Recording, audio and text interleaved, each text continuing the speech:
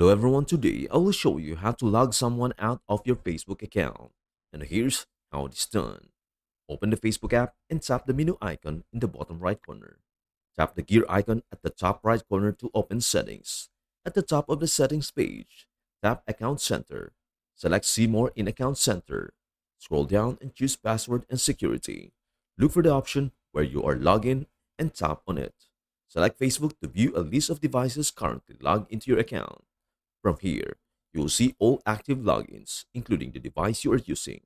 To log someone out, tap the specific device or login section and select Log Out. After logging out unwanted devices, it is a good idea to change your password. Return to the password and security menu. Tap Change Password.